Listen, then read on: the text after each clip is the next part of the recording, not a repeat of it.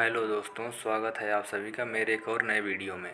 तो दोस्तों, इस वीडियो में हम आपको जो फिजिक्स का अध्याय 1 है उसमें से 18 महत्वपूर्ण पॉइंट बताने जा रहे हैं जो आपके लिए बेहद ही महत्वपूर्ण हैं, जो पहले चैप्टर से ही रिलेटेड हैं।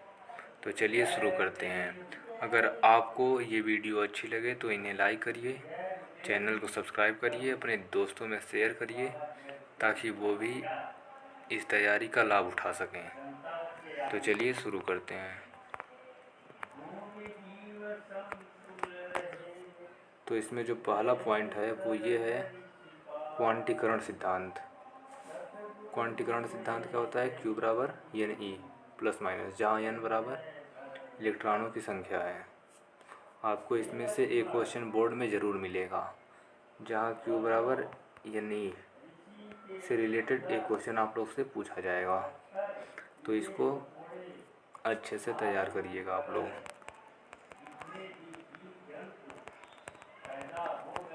जो दूसरा पॉइंट्स है वो ये है कूलाम का नियम। एफ बराबर 1/4πε0 Q1 इंटू Q2 बट्टे आर स्क्वायर। ये कूलाम के नियम के अनुसार जो बल होता है वो होता है एफ बराबर 1/4πε0 Q1 Q2 upon are square. या फिर उसको हम दूसरे रूप में लिख सकते हैं, जब उसमें कोई माध्यम दिया हो, जब यदि बल किसी माध्यम में लग रहा हो तो उसे, जो हम पहले बताएं ये वाला, ये तो निर्वात में था, लेकिन अगर कोई वही बल किसी माध्यम में लग रहा हो तो 1/4πε0 के Q1 Q2 बट्टे आर स्क्वायर। यहाँ पर के माध्यम का परावैद्युतांक है, यहाँ पे के जुड़ जाता है। और यह नियम दो स्थित बिंदुओं के लिए लगती हैं। किसी माध्यम में स्थित दो बिंदुओं के बीच लगने वाला बल होता है, उनके बीच की दूरी को r कहते हैं। ये r जो है उनके बीच की दूरी होता है। Q1 Q2 क्या होता है? पहला आवेश, दूसरा आवेश। आई होप समझ में आ गया होगा आपको। जो तीसरा पॉइंट इसमें से निकल के आ रहा है वो अध्यारोपण के सिद्धांत से है। अध्यारोपण सिद्धांत: बिंदु आवेश पर n विभिन्न आवेशों के कारण परिणामी कूलामीय बल। अध्यारोपण सिद्धांत क्या होता है? बिंदु आवेश पर n यानी n विभिन्न आवेशों के कारण परिणामी कूलामीय बल क्या होता है? F0 बराबर F0 बराबर F1 plus F2 plus F3 plus dot dot dot plus Fn। ये होता है अध्यारोपण का सिद्धांत। चौथा जो पॉइंट्स है वो ये है विद्युत क्षेत्र। E बराबर 1/4πε0 Q बटे आर स्क्वायर। इसे हम दूसरे रूप में लिख सकते हैं F बराबर Q0 E, जहाँ Q0 क्या है? परीक्षण आवेश होता है। अब पाँचवा जो पॉइंट्स निकल के आ रहा है वो तो निकल गया। पाँचवा पॉइंट जो है अध्यारोपण के सिद्धांत से, n आवेशों के कारण किसी बिंदु पर परिणामी विद्युत क्षेत्र। यदि n आवेश यानी तमाम आवेश हों, उनके कारण किसी बिंदु पर परिणामी विद्युत क्षेत्र क्या होता है? E0 बराबर E1 plus E2 plus C3 dot dot dot plus Cn तक। अब बात करेंगे द्विध्रुव आघूर्ण।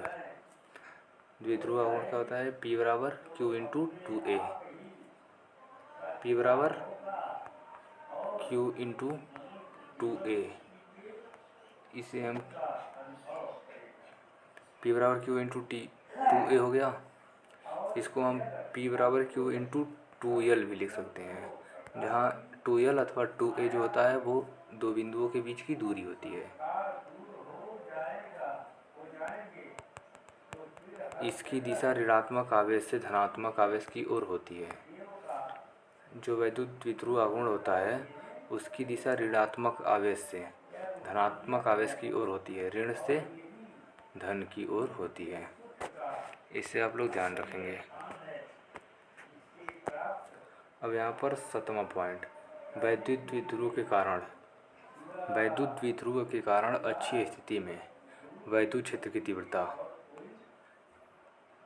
ई एक्सियल का मतलब अक्षीय 1/4πε0 2 pr अपान r² माइनस a² का होल स्क्वायर। ये आप लोग याद रखेंगे कि जो वैद्युत क्षेत्र की तीव्रता होता है अगर वह अक्षीय स्थिति में हो तो उसका फार्मूला जो होता है वो होता है 1/4πε0 2pr अपान r² माइनस a² का होल स्क्वायर। और आठवां पॉइंट जो है द्विध्रुव के कारण निरक्षीय स्थिति में वैद्युत क्षेत्र की तीव्रता। जब द्विध्रुव के कारण वैद्युत क्षेत्र की तीव्रता जब निरक्षीय स्थिति में हो तब उसका फार्मूला क्या होता है E बराबर 1/4πε0 p/r² plus a² to the power 3/2 इसके पावर है।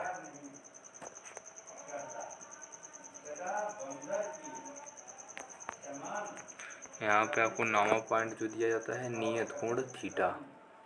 नियत कोण थीटा पर झुके द्विध्रुव के कारण वैद्युत क्षेत्र की तीव्रता। अगर कोई वैद्युत क्षेत्र की तीव्रता है वो थीटा कोण पर झुका होता है तो उसमें लगने वाला वैद्युत क्षेत्र की तीव्रता क्या होता है वो होता है E बराबर 1/4πε0 p करड़ी में 3 cos स्क्वायर थीटा प्लस 1। अगर कोई नियत कोण है थीटा पर झुका हुआ है तो द्विध्रुव के कारण वैद्युत क्षेत्र की तीव्रता जो होता है वो होता है E बराबर 1/4πε0 p√3 cos square theta plus 1। अब 10वां पॉइंट देखेंगे द्विध्रुव परागुण टाउ बराबर पीई या फिर टाउ बराबर पीई साइन थीटा भी लिख सकते हैं पीई साइन थीटा। ये महत्वपूर्ण है, इसको आप याद रखेंगे। अगला पॉइंट है 11 वाला द्विध्रुव की वैद्युत स्थिति ऊर्जा। कोई भी द्विध्रुव है उसकी वैद्युत स्थिति ऊर्जा क्या है U बराबर minus PE P into E minus में है पीई। अब गॉस का प्रमेय बराबर जो है गॉस का प्रमेय उसमें फाई ई वैद्युत फ्लक्स बराबर hold indication of E D S. जो फाई ई बराबर होता है वो hold indication of E D S होता है जिससे ई डी एस को हम लिख सकते हैं E D S cos theta जिसको हम Q/ε0 भी लिख सकते हैं। वैद्युत फ्लक्स फिर से समझाते हैं। वैद्युत फ्लक्स जो होता है वो hold indication of E D S के बराबर होता है या E D S cos theta के बराबर होता है या Q/ε0। ये तीनों आप याद रखेंगे। वैद्युत फ्लक्स फाई ई का मान फाई ई का जो फार्मूला होता है इस तीनों को आप याद रखेंगे।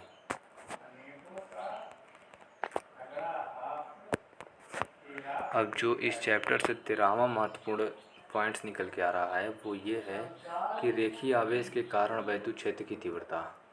कोई रेखीय आवेश है उसके कारण किसी बिंदु पर वैद्युत क्षेत्र की तीव्रता क्या होता है E बराबर लेमडा 2E/0 r E बराबर लेमडा 2E/0 r ये होता है। अब 14वां पॉइंट क्या होता है पतली अनंत समतल आवेशित चादर के कारण वैद्युत क्षेत्र। किसी पतली अनंत समतल आवेशित चादर के कारण जो वैद्युत क्षेत्र होता है वो होता है E बराबर सिग्मा 2ε0 ऊपर है सिग्मा E बराबर सिग्मा अपान 2ε0। ये पतली चादर है। अगर वही चादर मोटी हो तो क्या होगा मोटी चादर के कारण वैद्युत क्षेत्र E बराबर सिग्मा अपान ε0। यहाँ पर 2 नहीं रहेगा। अब 16वां है। जो 16वां महत्वपूर्ण पॉइंट्स है वो ये है कि आवेशित गोलीय कोश की सतह पर या उससे बाहर वैद्युत क्षेत्र। किसी आवेशित गोलीय कोश की सतह पर या उससे बाहर का वैद्युत क्षेत्र क्या होता है, उसका फार्मूला हो जाएगा E बराबर 1/4πε0 Q/r², जहाँ r बराबर बड़े R की सतह, मतलब r बराबर जो छोटा त्रिज्या है वो बड़े त्रिज्या के बराबर होगा, यही कह रहा है।